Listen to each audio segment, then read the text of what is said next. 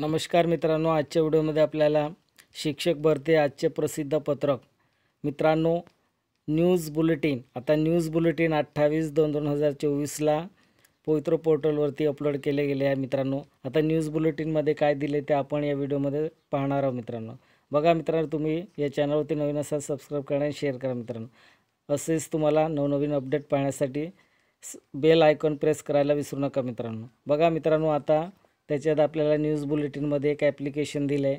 आपल्याला ॲप्लिकेशन करायचं असेल, ॲप्लिकेशन कशासाठी करताय, ज्यांचे मार्क्स कमी असेल आणि त्यांचं सिलेक्शन झालं असेल आणि ज्यांचे मार्क्स जास्त असेल त्यांचं सिलेक्शन झालं नसेल त्यांनी काय डाऊट असेल ते सर्व डाऊट या ॲप्लिकेशनमध्ये फिलअप करून पाठवायचं आहे मित्रांनो।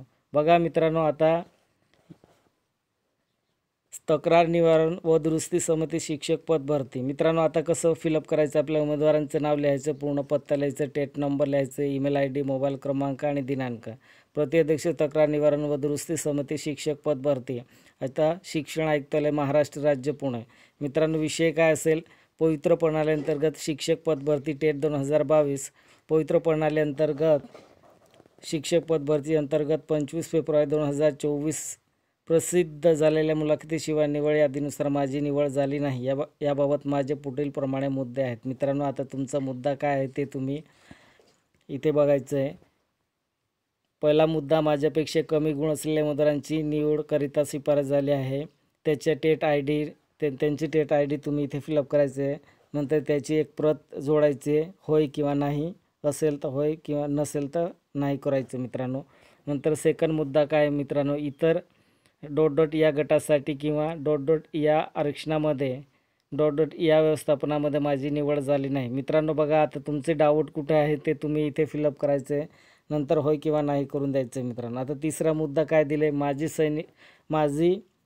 शैक्षणिक पात्रता विचारात घेता व माझ्या विषयाचे पद उपलब्ध असूनही माझी शिफारस न होता माझ्यापेक्षा कमी गुण असलेल्या उमेदवारांची शिफारस झाली आहे, त्याचा टेट ID नंबर। आता मित्रांनो बघा, टेट ID नंबर त्यांचं तिथे फिलअप करायचं आहे आणि त्यांचे जो टेट मार्कशीट एक प्रत असेल ती जोडून द्यायचं आहे मित्रांनो।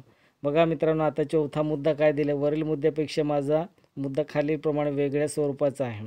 या ठिकाणी व्यक्तधारकांनी केवळ त्याचे स्वतःचे निवडी संदर्भातील ग्रहाने नमूद करावे मित्रांनो। बघा, आता या 3 मुद्द्यापैकी तुमचा मुद्दा नसेल मित्रांनो, ते हे मुद्दा तुमचं चौथ्या मुद्द्याला दिले, तिथे तुम्ही स्वतः रायटिंग करायचे तुमचा मुद्दा काय आहे। तुम्ही सर्व तिथे 6, 7, 8 ओळीमध्ये तुम्ही ते रायटिंग करू शकता मित्रांनो।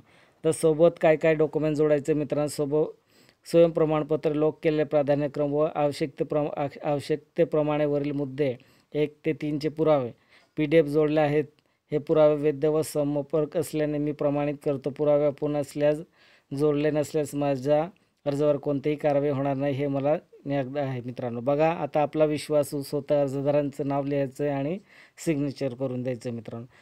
आता बघा, तुमचं न्यूज बुलेटिनमध्ये ईमेल ID दिले, ते आपल्याला ईमेल ID वरती तिथे पाठवायचं मित्रांनो। आता बघा, अध्यक्ष निवारण व दुरुस्ती समिती शिक्षक पद भरती हे ॲड्रेस आहे मित्रांनो। आता तुम्हाला जर ऑफलाईन पाठवायचं असेल तर तुम्ही ऑफलाईन पण पाठवू शकता, पण ईमेल ID दिले ते ईमेल ID वरती पण पाठवून द्यायचं। बघा मित्रांनो, आता याच्यात तुम्ही ऑफलाईन पाठवले तरी चालेल किंवा ऑनलाईन तुम्ही एक PDF क्रिएट करून ईमेलला पाठवले तरी चालेल मित्रांनो। तर मित्रांनो, तुम्हाला काही डाऊट असेल तर तुम्ही हे ॲप्लिकेशन अप्लाय करा। असेच नवनवीन व्हिडिओ पाहण्यासाठी, नवनवीन अपडेट पाहण्यासाठी सबस्क्राईब करा आणि शेअर करा मित्रांनो। जय हिंद, जय महाराष्ट्र।